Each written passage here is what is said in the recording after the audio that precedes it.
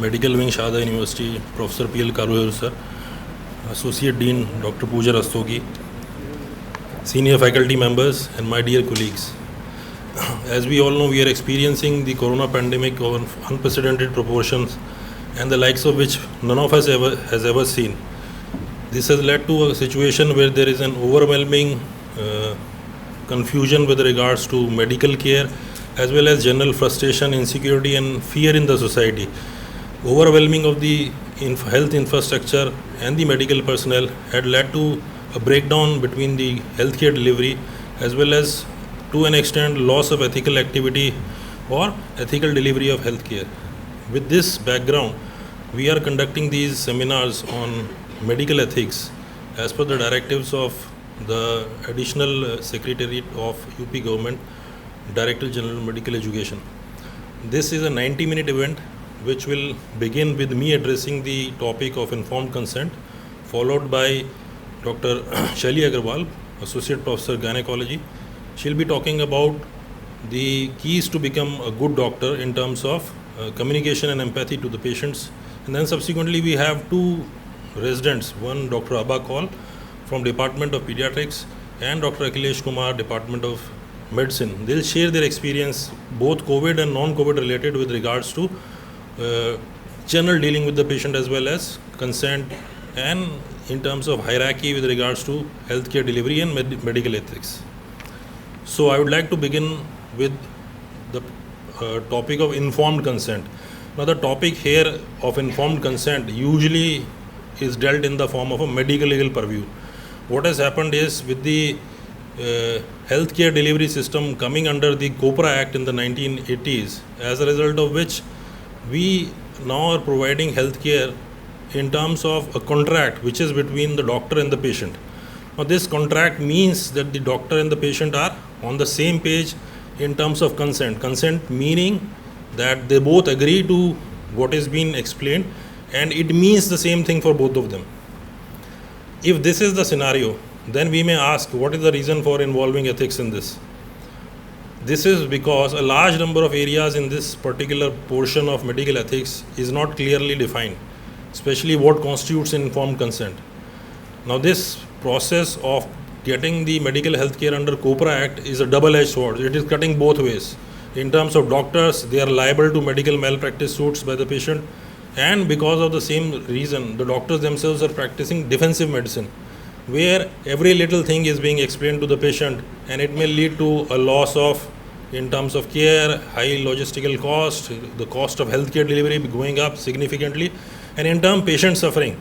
So we need to find a balance, and the balance lies in the fact that the informed consent process needs to move from a medical legal purview to a more human or ethical purview. What do we mean by that? Traditionally, when we say consent, it means that we have informed the patient something, what we are planning to do. Now this consent may be implied or it may be explicit. Implied means a patient walks into an OPD, to a chamber of a doctor, that itself means that they are willing to get subjected. Now why do we need a consent? Consent, the process came into being following World War II, when the Nuremberg Code was defined after the Nuremberg trials, where the Nazi doctors have performed experiments on the Jewish people that led to a significant revolt within the medical fraternity. Subsequently, Helsinki Declaration of 64 provided measures for patients to define their consent or participation in the mode of treatment involved. Now, what happens in India? Since the application of COPRA Act, consent is the purview or all-pervasive manifestation of the Article 21 of Constitution of India. That means you have right to life, right to quality of life, and therefore this cannot be judged until unless you consent to a particular thing. Now, implied consent is what is usually taken in most of the OPD examinations, participation, etc. Now, the funny thing over here is, nowhere in the law it says that it has to be a written consent. If you go through the literature and even the research papers, as well as put by lawyers themselves, if you get into a medical malpractice, it nowhere says that it has to be a written consent. But this is a kind of a loophole. for it to be an informed consent, there has to be some documentation that it has been informed, and therefore it always, by virtue or by proxy, means a written consent. So, in spite of the fact that this is not a requirement by law, it simply states that you need a consent. But by virtue of documenting or the process of information to save you from medical malpractice suits, it should be a documented informed consent. The other consent is an explicit consent. The explicit consent means that you need to explain to an individual or patient something more as compared to what he or she believes. In general, if the patient wants or is expressing voluntarily to participate in examination, then in the presence of a witness, the implied consent may work. This could be verbal, you don't require to document it by virtue of writing it down. But if it is an intimate examination, for example, a digital rectal examination or a paravaginal examination in case of a female, or the patient is being subjected to some form of intervention, be it as little as an endoscopic procedure or some form of an invasive test, it is better to take an explicit consent which is documented. This is simply for the sake of getting yourself absolved from later malpractice suits. Now, what is a valid consent? We say that we are going to inform the patient and we are going to express, then what is the hassle with regards to why we need to actually talk about informed consent?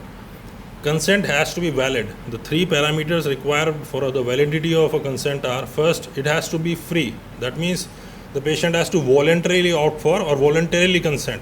It should be by fraud, by misrepresentation, or by inadequate information. All this should be clear-cut told to the patient as to what are being. That means the doctor and the patient are to be on the same page. The second is who can give a consent. For a valid consent, you have to be a major. By Indian law, anybody who is of 18 years of age can give a valid consent. What about children? Less than 12 years of age, the guardians or the parents are required for everything. Between 12 to 16 years of age, the child can voluntarily consent for an examination. But again, if it is an invasive procedure or a hospitalization that requires anesthesia, detailed examination, or anything else which will require hospitalization for more than 24 hours, then the guardians or the parents are required to give a fully explicit consent. And the last thing is it has to be an informed consent. Now, the whole dilemma with regards to ethics starts from what is informed. Do we need to tell each and everything? There is a thing called therapeutic privilege. That means a doctor needs to tell the patient adequately. Now, this therapeutic privilege is defined differently in different countries. In India, what has happened is we have borrowed concepts from all over the world, but mostly we are following what was initially described by the English law, and it has been gradually modified with regards to the Indian practice of medicine, which is peculiar with regards to healthcare delivery. I talk about some couple of cases which we personally experience in the surgical specialities where the consent becomes rather confusing. Now, for it to be an informed consent, you need to tell everything that a reasonable person would like to know. You need not take about even the remotest or most hypothetical possibilities that may end up as a result of that intervention. For example, if it is an open or other kind of surgical procedure which is done under full anesthesia, any patient can die during that kind of thing. But it usually doesn't happen that way. Large numbers of surgeries are performed daily all over the world. So to talk about death in everything would be hypothetical. So you need not disclose that kind of thing. So anything that is reasonable. Reasonable meaning that is a person of sound mind and body would be willing to agree. Now, should we disclose every little complaint? That would again be a logistical nightmare. You can't define every little possible risk, and there are inherent risks. No two procedures are same. But as per the law, you need to define at least this.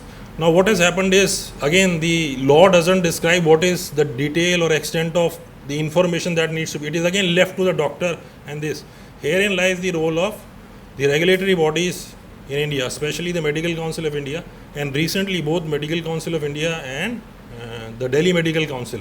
They have defined the extent to which you need to tell or share the information to a patient. These include the nature, course, and prognosis of the disease. What will happen if the patient does not get treated or does not follow the treatment as advised? Are there any other possible modes of treatment? Do they have any complications? And if so, what will happen? And finally, the cost as well as follow-up, which is the most important factor, and as a result of this, the most of the litigation or malpractice suits end up. So you need to take into consideration all these factors and then define. Now, who is going to deliver this consent in surgical procedures? Should it always be the doctor who is involved, or the primary care physician, or we are running a postgraduate institute. What usually happens is you explain something to the patient and then you ask the first year PG consent le lo bhai. This is what is happening. So by law, again, there is no detailed information as to who is supposed to take the consent.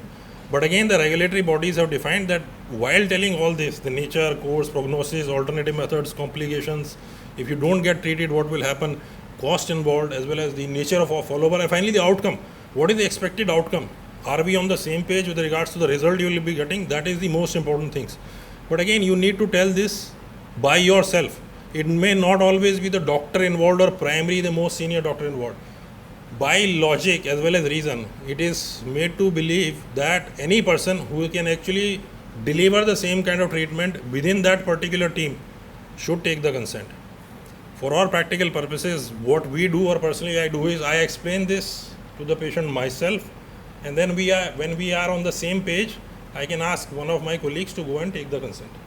But that process of communication between the doctor and the patient should begin with the primary treating physician. It shouldn't be sublet to somebody else and then may lead to problems at a later time. Apart from this, there are some peculiarities with regards to consent. The consent, as again defined by the Supreme Court of India, should be now not only informed, it should be prior informed consent. That means it has to happen before the actual procedure is being done.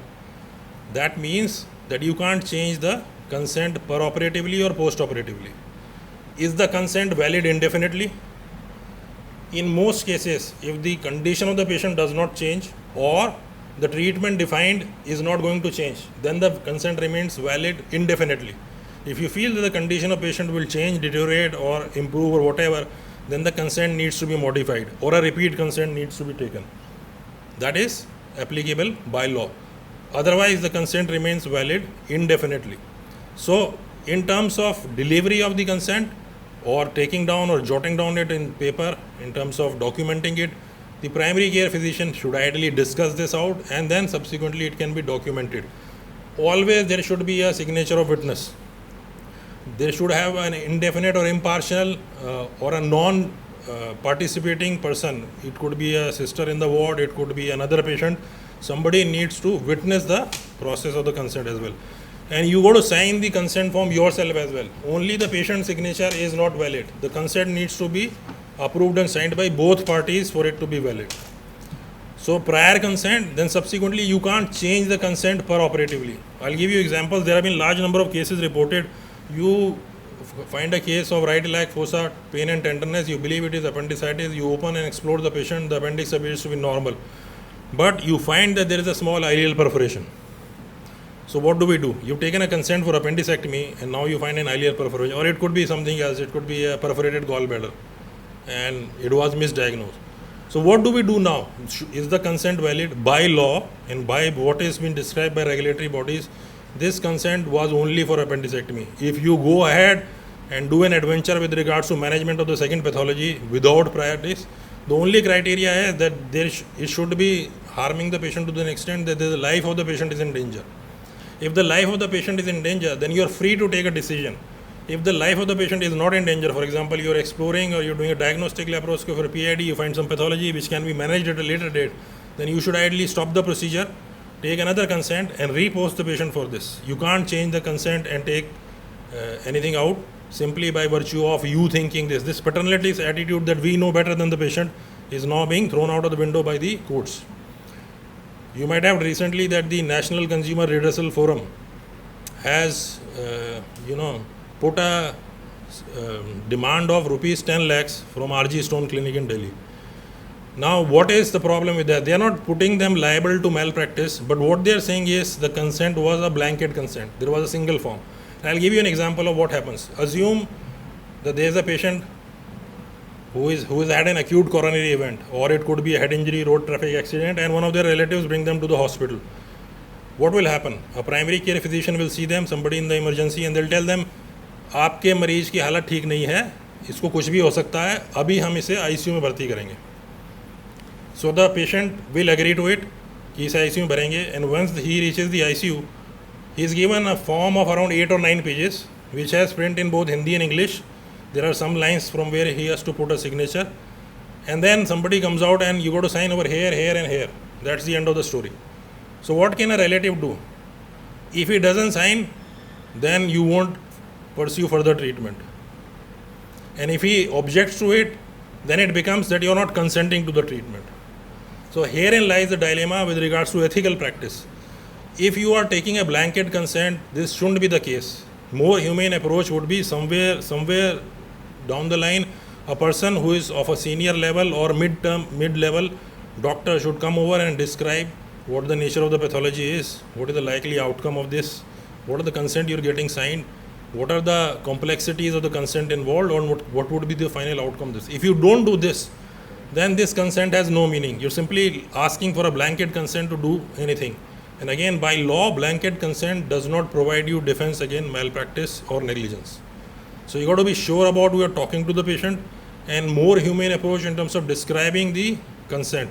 Again, another scenario is, uneducated people, village folk come to you with, even for elective procedures, they come to you in the OPD and they say he or she has this problem, and probably it's an elderly gentleman or lady, and you have one or two relatives who are again not very educated. You tell them this is going to be the nature and course of treatment and whatever, and we need you to sign over this and that. And then they say, I don't understand क्या है. जो आपको best लगे वो करो. Now what is it? जो आपको best लगे वो करो. And at times it can happen that they don't actually consent because they don't understand. A village पटवारी और a tehsildar comes over. Doctor साहब आप तो करो, हम हैं. Now this kind of delivery, it is not possible, and you can end up in a malpractice suit. So in such cases, you should make the patient sit down and try to explain to them in their local vernacular language. And therefore the knowledge of local language and the terms used for describing various kinds of pathologies comes into being in very handy with regards to describing and picking. So the whole important thing about consent is that you need to talk to the patient, inform them what you feel is right, and information is to an extent which you feel is required for healthcare delivery. It need not be in every little detail or hypothetical scenario. Why and how this will happen? This will happen if you have a reputation of doing the right thing, and most of the times this happens over a period of time. You build a reputation, especially in surgical sciences, you build a reputation over a time that you're going to do the right thing, and it is in the interest of the patient. So even if something untowards happens which was not part of the consent, that can be discussed. In most cases, if you feel the treatment plan is going to be changed, always document it, because if the patient dies or is not available for reconsent, then you can land up in trouble. In most cases, if the patient refuses consent, then it needs to be documented. In India, it usually doesn't happen that people, refute an emergency consent. They usually agree to it, and most of the times they agree to whatever the doctor says. And it is usually in the West, where malpractice suits are more common, that they simply refuse a consent, and then the patient's life may be in danger.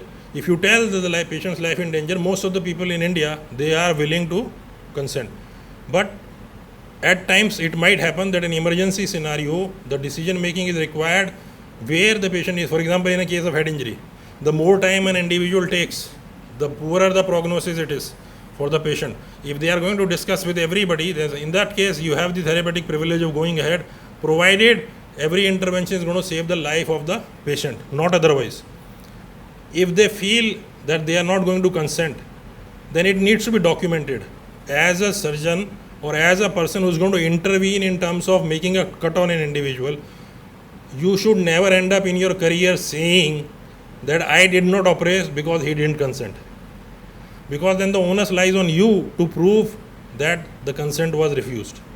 And this especially when the patient dies, or if the patient is now not available, or if the patient now refuses the initial conversation or initial content. So if the patient is not able to consent for it, it should be documented. In people who are brought to the casualty, etc., and they refuse consent, or there is nobody for a unconscious person or a minor or something like that, where the person is not able to give a valid consent, you can use your own discretion. But in that case, you should always document this and send this form to the administration, preferably the medical superintendent of the hospital, and a copy should be sent to the local police station. That is requirement by law. But you should, as a doctor, never end up in your career saying that I didn't do this because there was no consent. and the patient dies. This can't be accepted, and you will be liable to malpractice and negligence by virtue of criminal law. So the consent in India has its peculiarities. There are a large number of areas which are grey and not defined very well, especially in terms of it being an informed consent.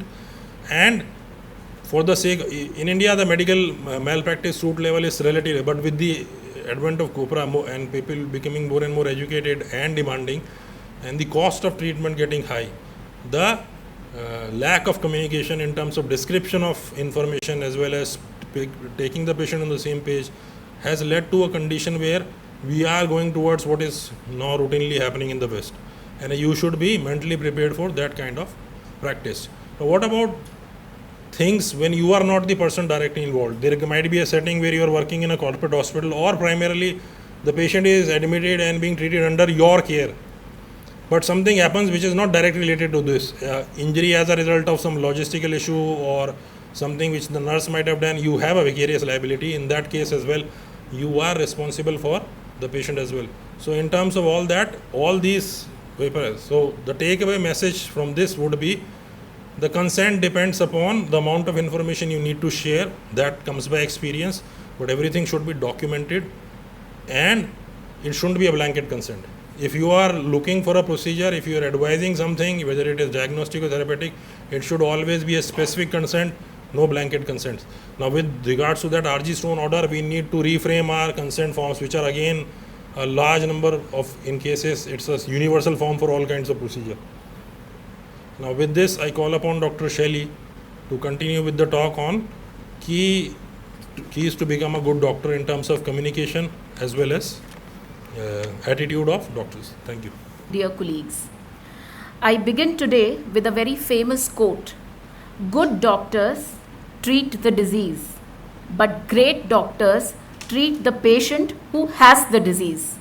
Confused, aren't you? Well, if you probe into this quote a little bit more deeply, you will realize that there's a very thin line of demarcation between being a good doctor and being a great doctor. And what's this line? What's the difference between the two? Well, many of the good doctors, they may be having an excellent clinical acumen, may have an awesome technical expertise related to whatever branch they belong to.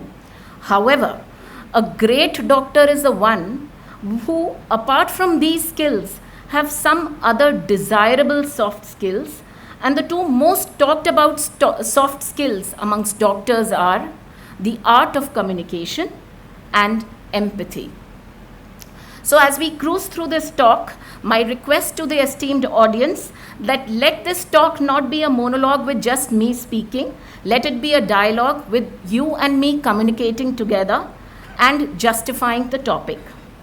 So, I'm sure all of us have visited doctors as patients of any specialty in some time of our life. If not as patients, we may have been patients' attendants, we may have taken our relatives, friends, family members to doctors of any specialty, haven't we? So my question to the audience is, what is one expectation you have from your treating physician when you yourself are sitting in the patient's seat, or you are accompanying a patient? Yes, please. Anybody? What expectation do you have from a doctor? Anybody? No expectation. Empathetic view. Okay, that's great. Approachable. Right. All points well taken. Agreed. But I'll first highlight on this point, very valid point just spoken by Dr. Samta, that the doctor should give some time.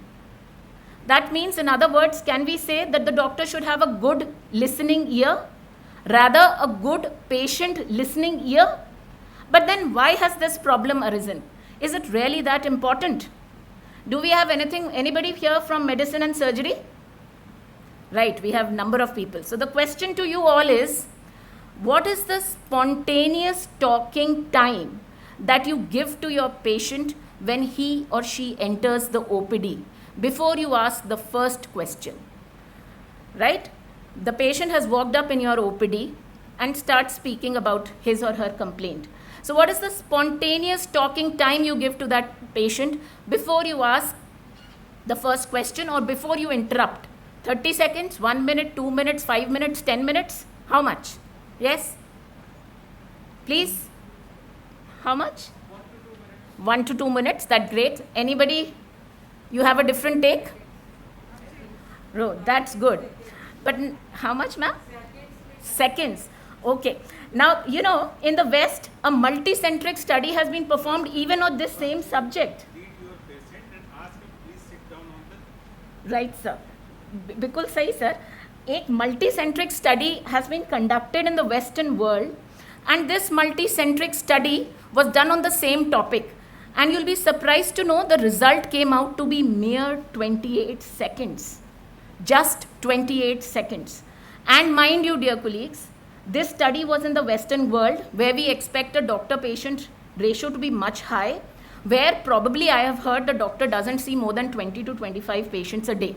So you can very well imagine what would be our scenario where the OPD lines are beyond 150, 250 and even much more.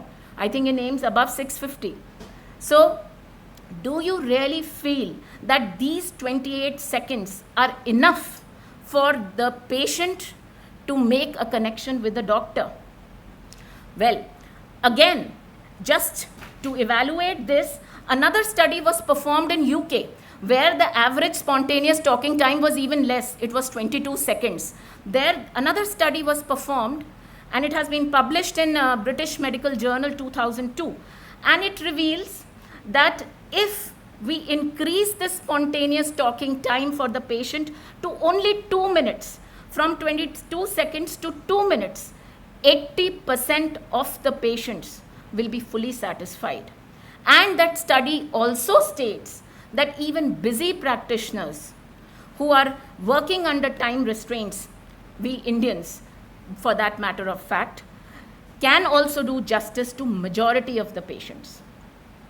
Then all of us would agree to it that in majority of the cases, it is the history taking alone which can make a probable diagnosis. In about 80% of the cases, a probable diagnosis will be made by history taking alone. Another 5 to 10% of the cases may require, say, your examination, and the rest 5 to 10% of the cases may require ancillary investigations like radiology, pathology, biochemistry, etc. So the key to central medicine is history taking, and the most important aspect of history taking is acquiring the concept of or the art of communication skills. Anything else?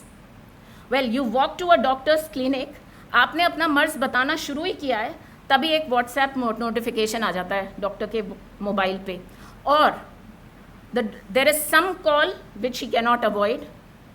You have just started speaking your complaint. Sometimes you may find the doctor even not making an eye contact with you. Maybe probably he's looking outside his OPD door, seeing the long queue after you that he has to see in that limited time period. Do you think you'll be comfortable? This knowingly or unknowingly act of ours is creating a negative impact to overall patient satisfaction and patient compliance. We all know it, we all feel it, but we are not able to follow it, right? Sir has already mentioned, but I don't know about all the other branches.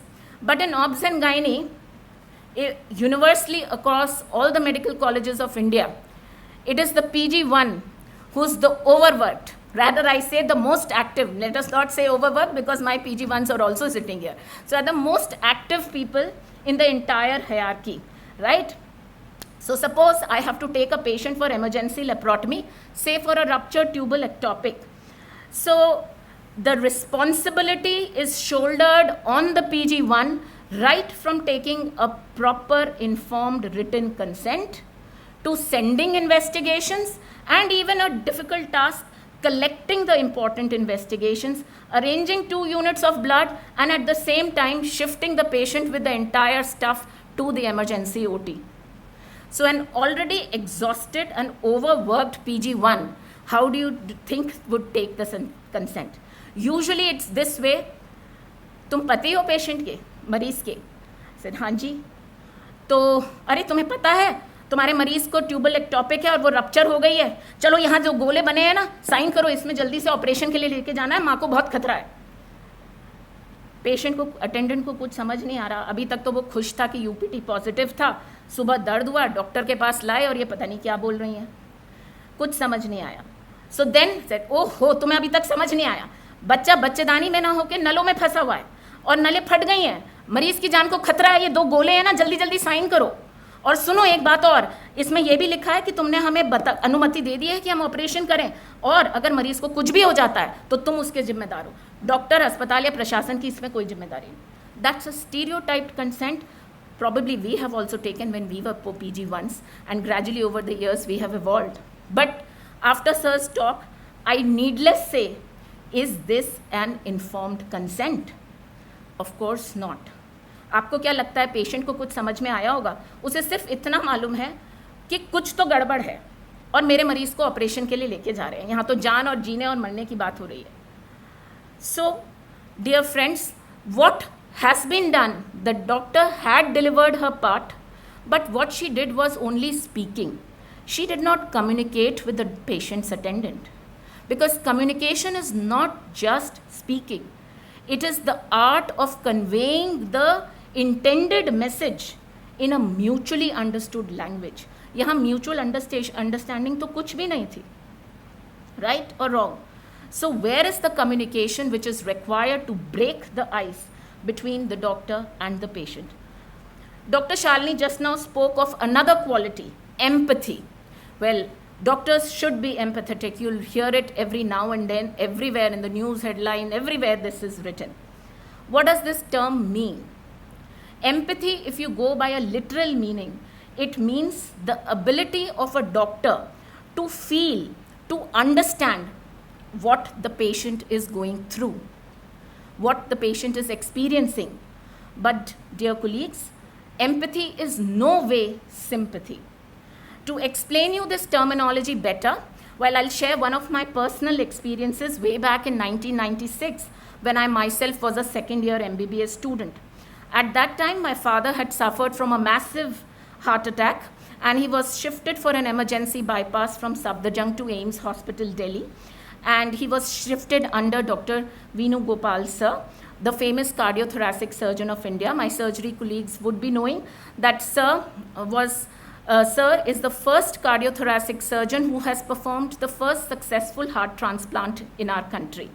So sir with his entire team visited my father at about 2 p.m. in the afternoon, examined him, scrutinized his reports, and planned surgery at 6 a.m. in the coming morning. But he made sure to talk to my mother after examining, who was waiting outside the cardiac ICU, and just informing her that, see, all is going fine. His reports have come out well, and we have planned a surgery tomorrow coming morning. And he said that so-and-so doctor from his team will be coming and briefing shortly regarding the operation and other formalities. The assigned doctor did come, did try to explain a few things to my mother, but probably a busy hospital or an emergency I'm not aware of. He left with his half work done, and the rest, as usual, was left for the sisters to complete. The sister then called my mother at about 6 p.m. in the cardiac ICU and gave a bundle of forms कि यहाँ जहाँ जहाँ गोले लगे हैं ना madam वहाँ sign कर दीजिए. My mother asked कि भाई ये क्या है, तो she said कि ये कंसेंट फॉर्म है, इसी के बिहाफ पे सर्जरी आगे प्रोसीड होगी.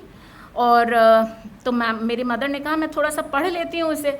तो she said कि अभी तो डॉक्टर ने आपको सब समझाया है, but then still even after a bit of annoyance, she said, ठीक है मैडम आप पढ़ लीजिए, इतने I'll do my other work and come back after 15 minutes. When my mother read that consent form, she started trembling. In fact, she started weeping. And she refused to sign that consent form, saying कि मुझे तो risk of surgery 0.5 to 1% बताया गया था और इसमें तो 10 to 15% risk है. because that was a blanket stereotype consent that was being posted there. She said, I will not sign this consent till my daughter comes. That was me. I was only second year MBBS though. So the sister informed the concerned unit कि attendant is non-compliant, not refusing to sign any consent. To our utter surprise, it was at 8 p.m. night, the dean of the hospital, the director of the cardiothoracic unit, Venu Gopal sir himself came right up to cardiac ICU to address my mother.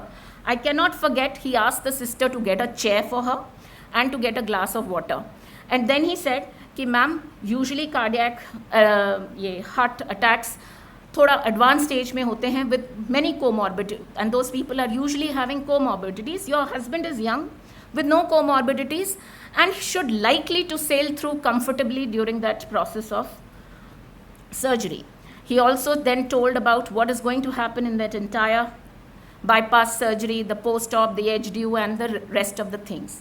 Such magical were his words that at that point of time, my mother got all the strength and courage that she needed, and she felt that her husband is in safe hands, and rest what happens is the destiny's wish. So this gesture of sir is what we called empathy. It was no sympathy. It was just a little personal touch that he gave to me and to my mother. We just felt confident. That's all. Another thing just happened a few days back in Ashada hospital only. A patient, COVID positive pregnant lady was admitted in our hospital. She was 33 weeker, and since she was not carrying her reports, we got her ultrasound done. The ultrasound reports revealed macrosomia. So when I saw the report, I ordered a glucose tolerance test, thinking that she could be a case of gestational diabetes mellitus. The blood sugar reports were positive, and so when on morning rounds, I again advised for a 7-point sugar charting so that we can start the right dose of insulin right away. At about 3 p.m. the same day, the sister directly rang up from the COVID ward to me, saying that, ma'am, patient is creating a havoc. She is running helter-skelter and she has refused for any investigation.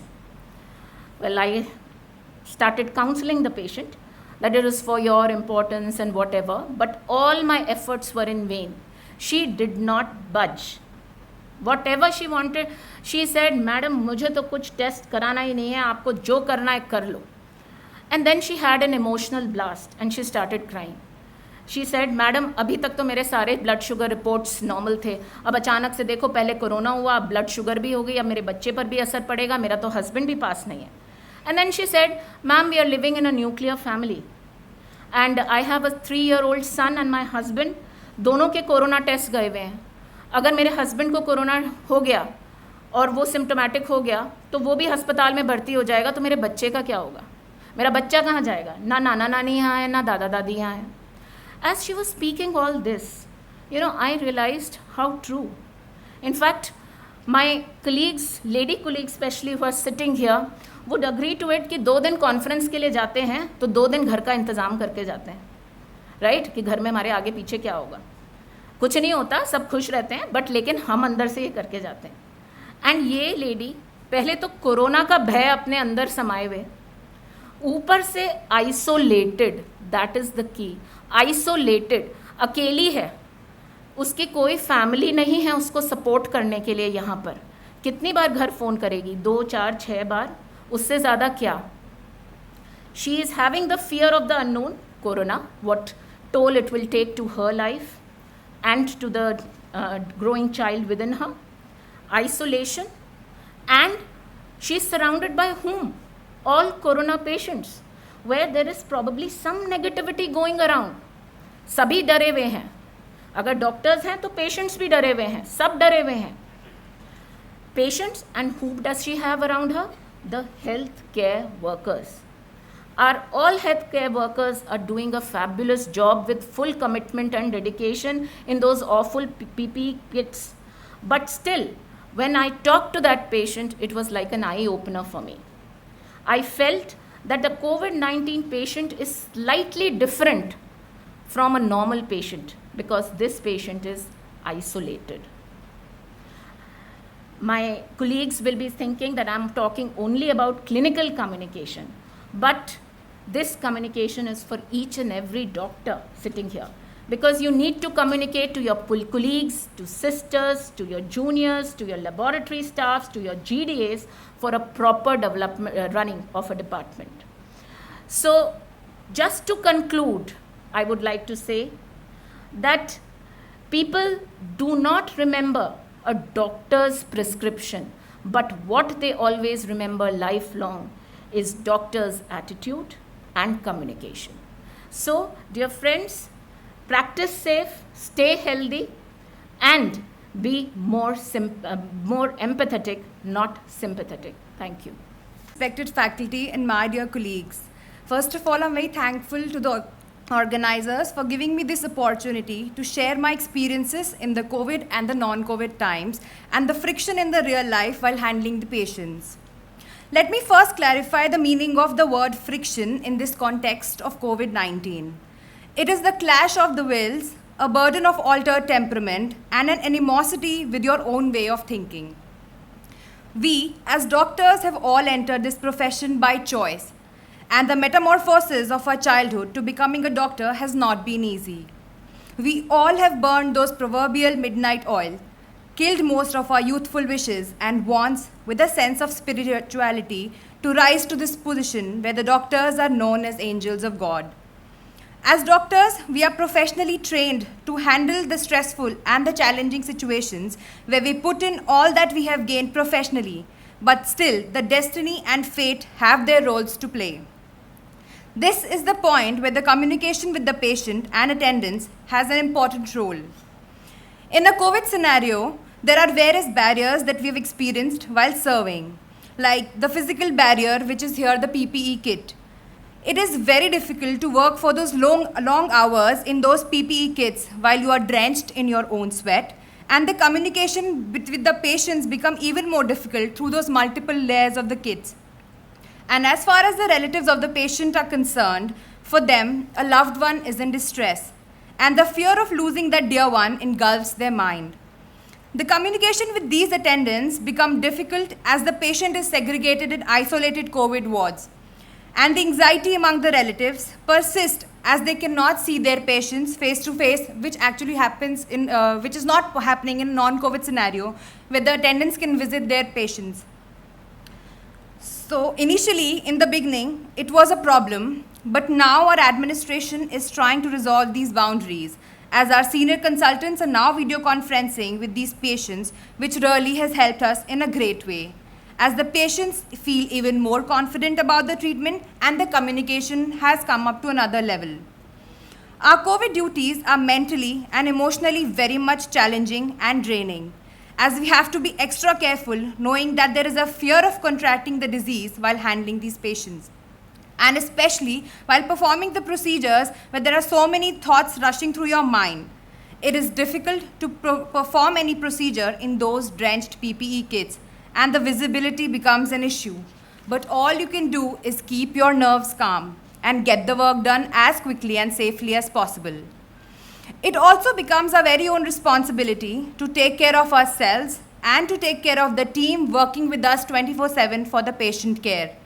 This situation inside is very tense, as it feels like you're handling a ticking bomb, and any kind of mishandling by anyone would blow us all up. And being the team leader of the patient care inside the ICU at the ground level, it is actually a big deal, as you are all alone to look after the things, be it related to equipments, your patients, your critical condition the patient is in. The mental pressures are very high, as it also becomes our responsibility to help our patients gain confidence, as their morale is very low, and their minds are full of thoughts rushing about if they will come out of this situation healthy and alive or not. It becomes really exhausting as we fight for the people and stand with them shoulder to shoulder and help them pass through these tough times. On the other side, seeing the deadly consequences of this disease very closely, it is difficult to absorb them. The patients and their families expect miracles at the hands of doctors, and the expectations are really very high. But taking big risks and barging our heads with concrete walls, we still are losing some lives. And each time we face such a situation, it really does leave a scar in our lives. The experience of the COVID duties have been a roller coaster ride of emotions, where while serving the patients, we got attached to them and treated them like the ones from our own families. And there is no doubt that they all loved and respected us and reciprocated their feelings. This is the kind of bond that is being formed between the doctors and patients in our COVID ICU and is still being maintained. Staying away from our families in these tough times when we have needed them the most, while just being so desperate to have a glimpse of them.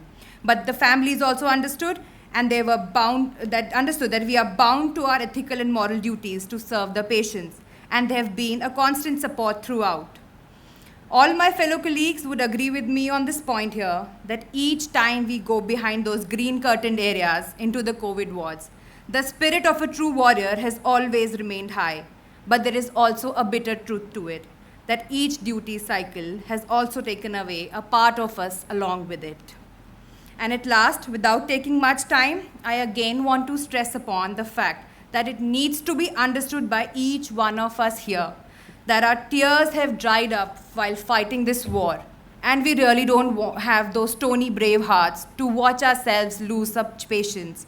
The protocols of safety need to be strictly enforced by the authorities. That will surely help us to be safe and be able to save more lives. Thank you so much for your very patient listening. I would request Dr. Abhilash to come and speak about his topic. Thank you.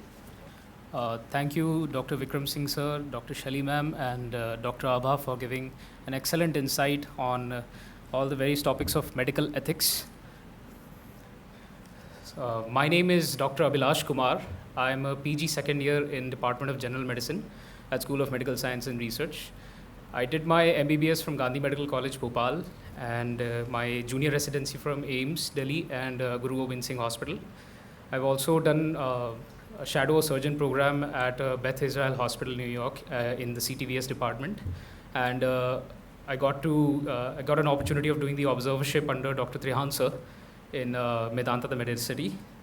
So I'm here today to speak about breaking the bad news.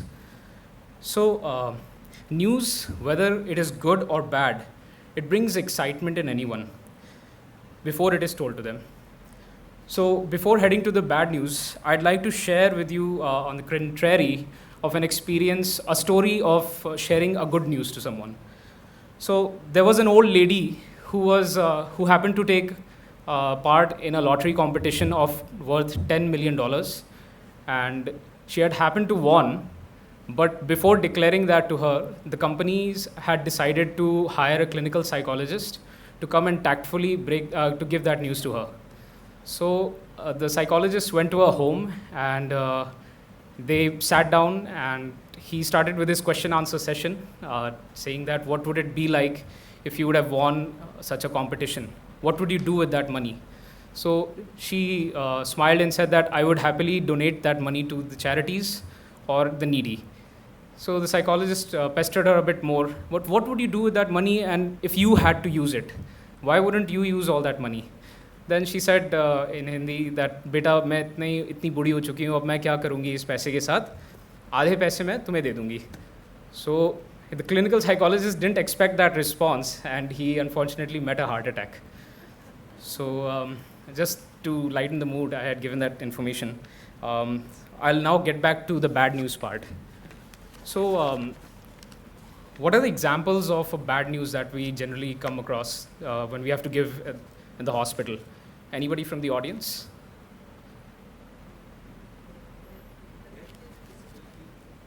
Okay, sir. So I'd like to also enumerate a few. Some common ones are cancers, especially in advancing stage, intrauterine fetal deaths, or a death in an IPD, or lifelong illnesses such as epilepsies or diabetes mellitus, some poor prognosis conditions such as heart failure, respiratory failure, or stroke, or when you have to break a news to the parents about a child's serious mental condition which will be with them for lifelong, or a case of a road traffic accident where the patient would learn that he would be having a physical disability for a lifetime. So far, I have declared news ranging from comorbidities such as diabetes mellitus, conditions such as HIV/AIDS, different types of cancers, and now COVID-19 with its complications.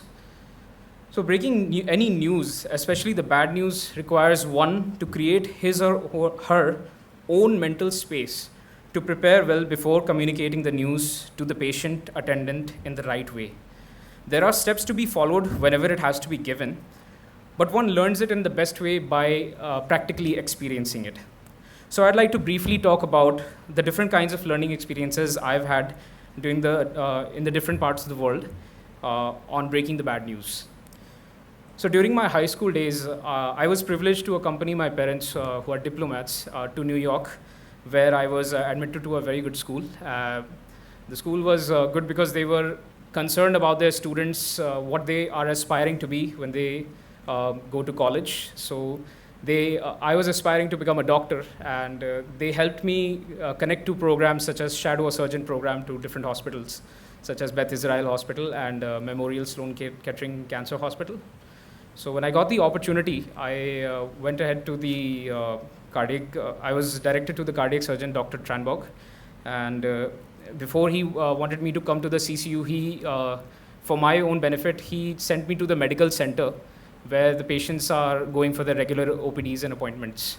So I was posted as a social worker over there, and I was told to converse with the patients before they are meeting their doctors and when they come back. So I was new to the task, so I had all the enthusiasm and energy to, make them happy, know what they have come for, cheer them up, and then send them into to the doctors.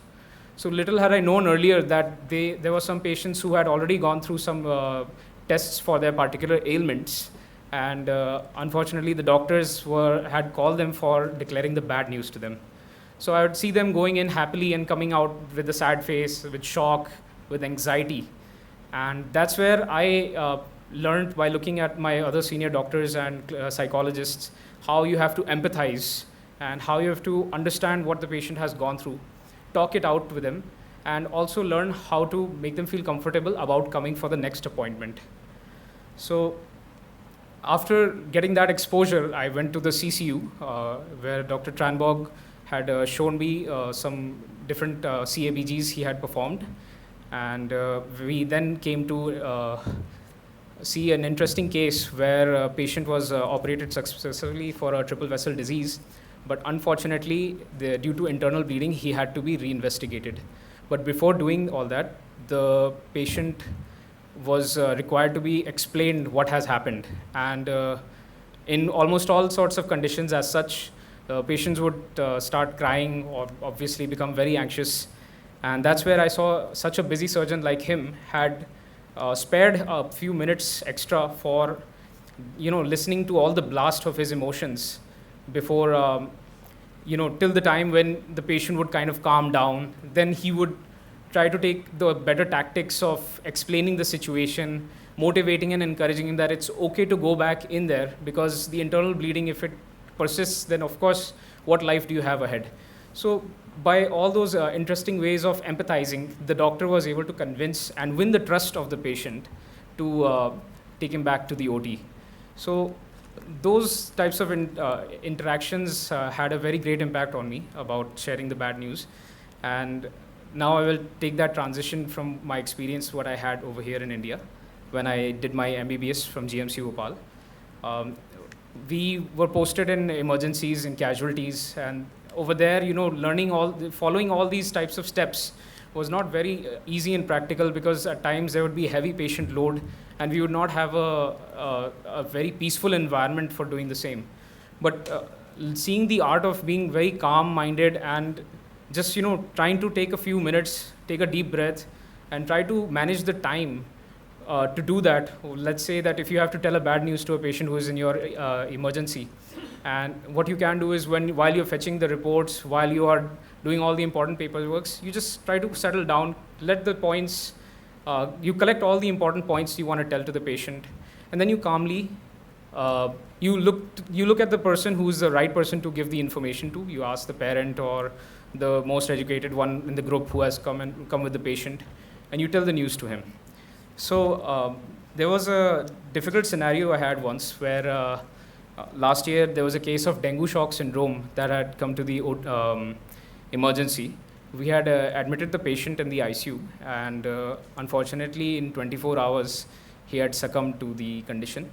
So since I was the doctor on duty, I was called for declaring the news about the death. And when I called the attendant, since he was the patient was a very young boy, 21-year-old, the patient's attendant was elder to him, and he was completely shattered by knowing the news. So he quickly ran out, and he came back with 4 or 5 well-built people, and they surrounded me. And they started shouting, saying all foul words to me, and in a very discouraging way. They even started saying things like, "Doc साहब, आपका तो काम है पैसा खाना, आप तो मर भी गया मरीज का, आप 10 और जांचें लिख लो, आप तो हमें पूरा ही पैसा चूस लो हमारा." Like they said all things that were very discouraging, and it felt like they could have turned into a physical violence at any moment. So what I tried to make sure in that situation is that I tried to gather a few people with me, the nurse and the other staff, and I just tried to make sure that nobody makes any obscene remarks or anything that could basically provoke the attendants to say anything or do anything wrong. So after listening to them for 20-25 minutes, all their shouting, one of the 4 people, kind of settled down, and then they understood, okay, fine, now the bad thing has happened.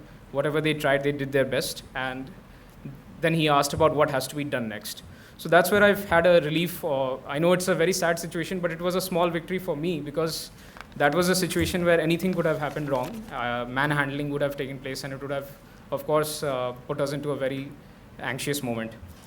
So this was one of the heated situations which I had faced. Apart from that, I want to talk about a case where a patient had come HIV positive. So he came to our OPD with a complaint of diarrhea for around 2 weeks. And that's where we had made a differential that, okay, we'll have to get his tri-dot done. And I must appreciate that almost all departments have that done on a routine basis for all IPD cases. So when he came HIV positive, he was not informed till then. That was my task to do.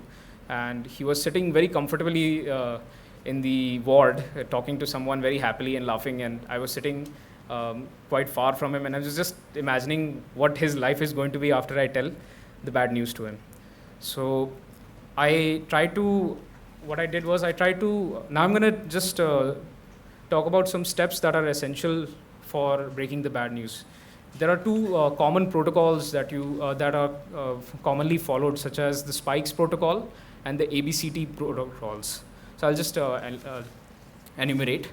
SPIKES, S stands for setting up the interview. P stands for assessing patient's perception. I stands for obtaining the patient's invitation.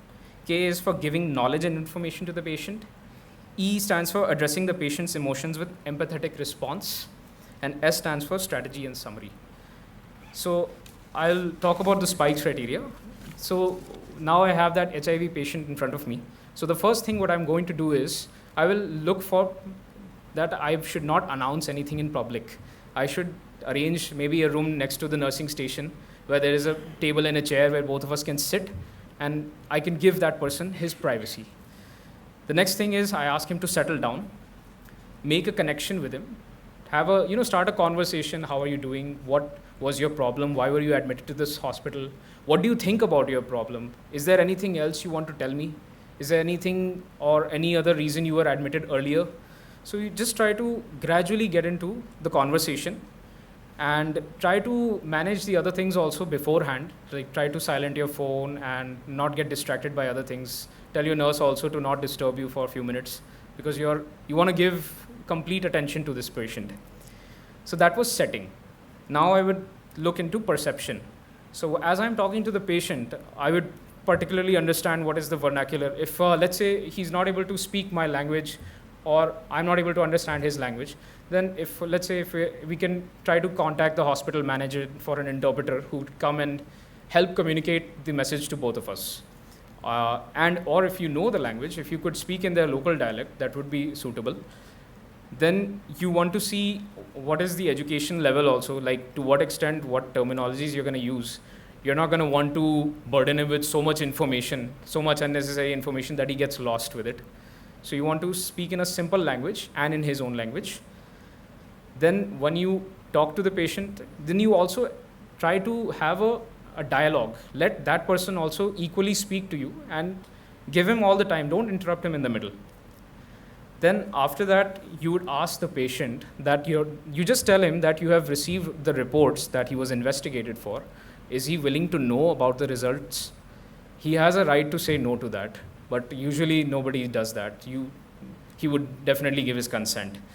Then when that is the invitation part which I was talking about. Now we come to knowledge.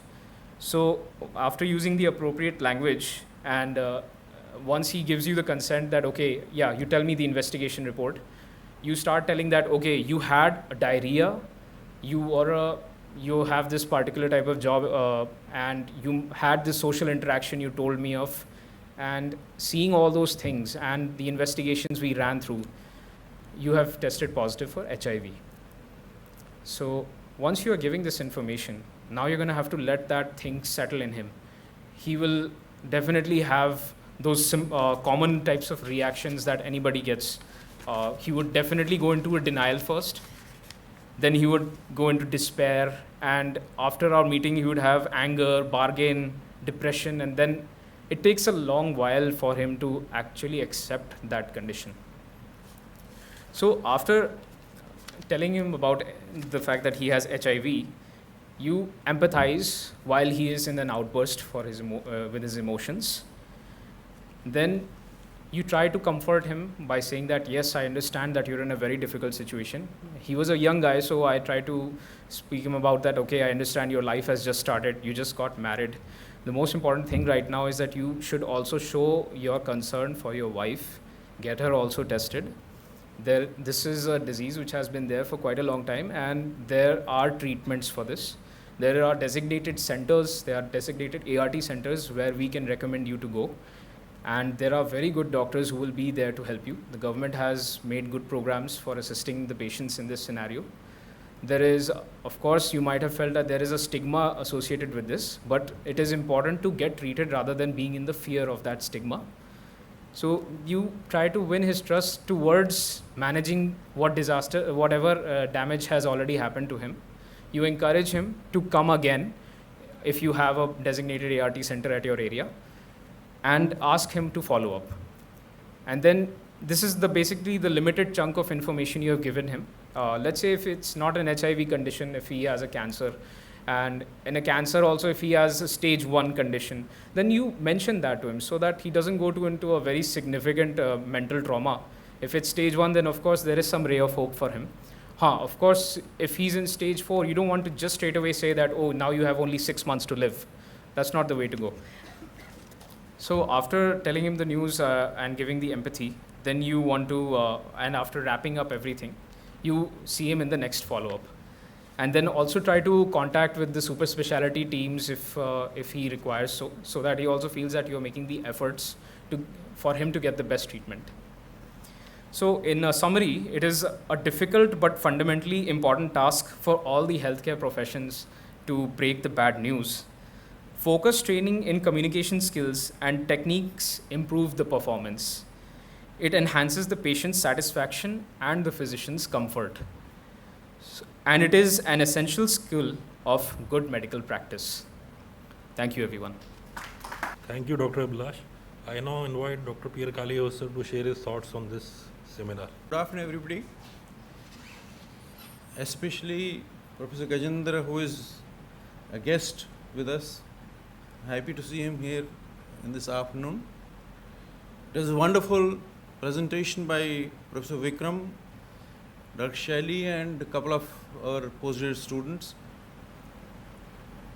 What I am reminded of, say, surgery, what was going on nearly 2 centuries back. It were the condemned prisoners who were being taken for surgery, like right angle nephrectomy and different procedures.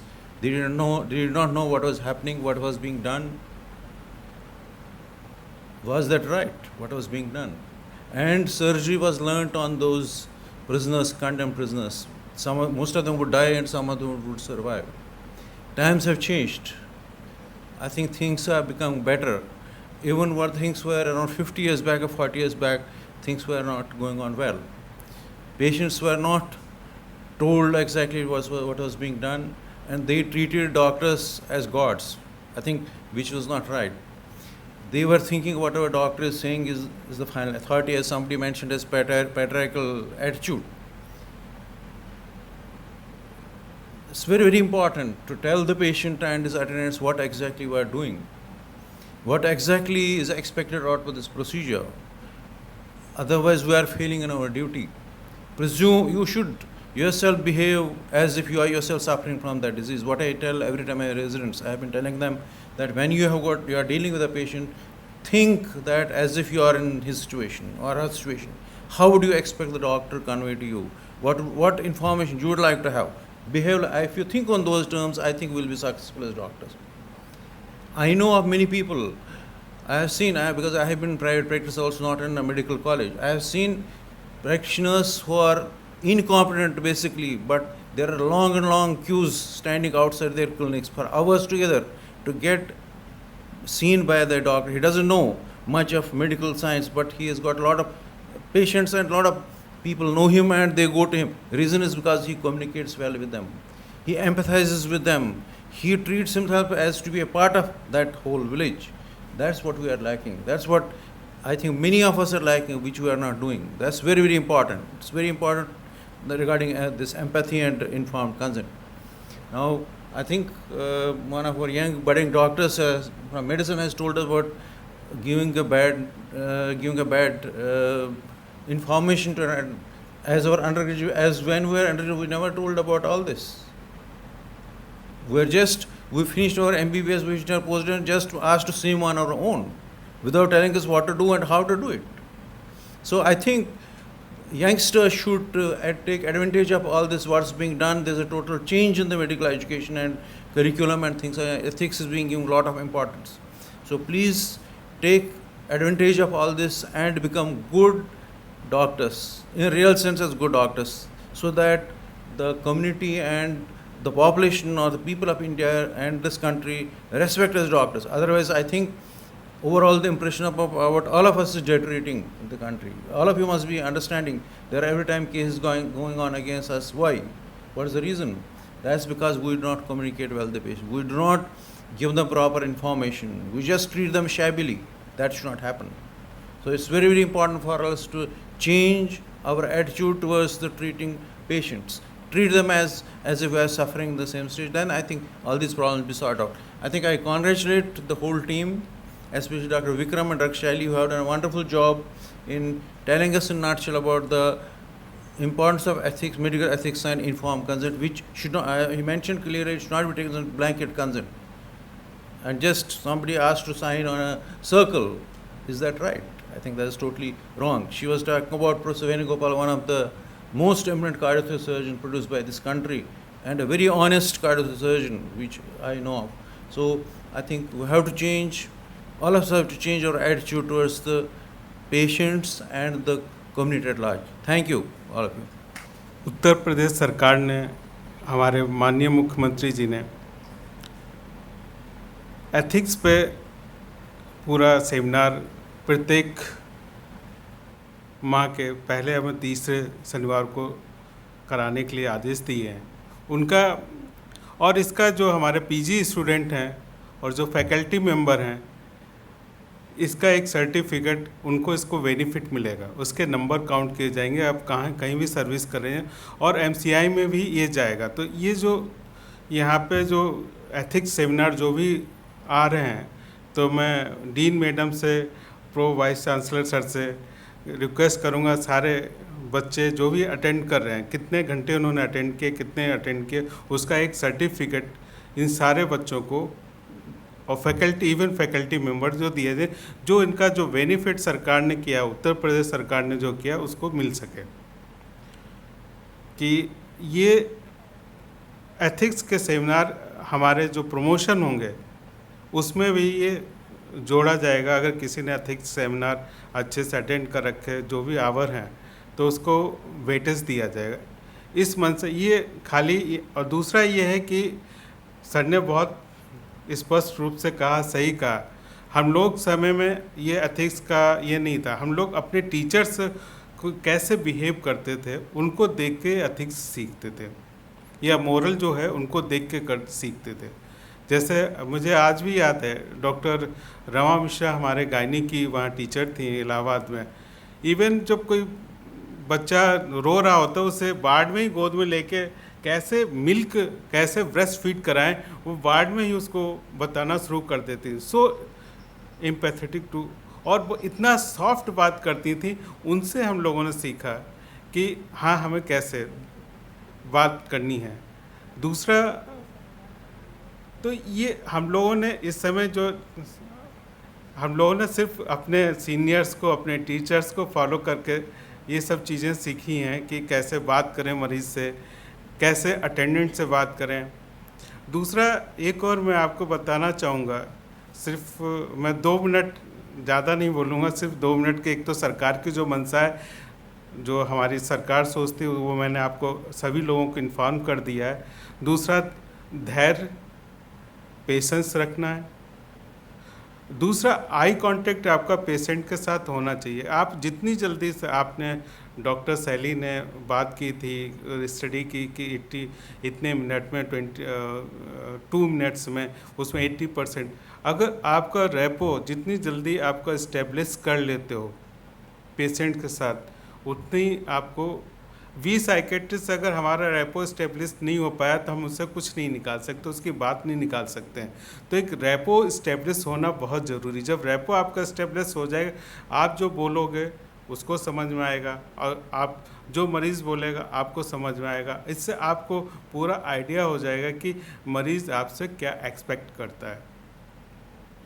अगर आपको एक बार मरीज़ की expectations पता चल गई आपको कि आपसे ये चाहता है, तो आप इजीली ट्रीट कर सकते हो। वैसे भी हम लोग, हमारे वैद्य ऋषि मुनि कहते थे दवाइयाँ कम फ़ायदा करती हैं, लेकिन जो आपकी भाषा है, जो लैंग्वेज है, जो एटीट्यूड है, अगर वो अच्छा है, 90% पेशेंट वैसे ही ठीक हो जाता है। तो फर्स्ट आप जितने हमारे पीजी स्टूडेंट हैं, आप सब अपने आप में एक एटीट्यूड डेवलप करें। जैसे हम लोग इलाहाबाद से पास किए हैं, हम लोग सिविल लाइन में शाम को घूमने अपनी कैजुअल ड्रेस में जाते थे, लोग पहचान लेते, हाँ ये बडिंग डॉक्टर जा रहा है। एक एटीट्यूड रहता था। या जब तक एटीट्यूड नहीं दिखेगा मरीज को ये डॉक्टर है कि नहीं है, जब तक आप पे बिलीव नहीं करेगा। तो you should also develop a attitude in your personality कि you are a doctor. Language सबने बहुत अच्छा, डॉक्टर सैली ने बताया, दोनों स्टूडेंट्स ने बहुत अच्छा डिफाइन किया, दोनों को मैं कांग्रेचुलेट करता हूँ। बस यही सरकार की जो मंशा है बताना चाहता था। दूसरा जो लैंग्वेज, एम्पैथेटिक सारी बातें हो चुकी हैं, पेशेंस है, रेपो है, अगर ये सब अच्छा रखेंगे तो निश्चित ही हमारी प्रैक्टिस अच्छी चलेगी। गांव में जो झोला छाप डॉक्टर जिनको हम बोलते हैं, सिर्फ उनकी एक अपनी भाषा है। मरीज, हाँ अम्मा कैसी हो, तुम्हारा देवर ठीक है, पहले बीमार था, अच्छा तुम्हारे नाती का क्या हालचाल है, इतना ही सुन के वो इतने ज़्यादा अटैच हो जाते हैं।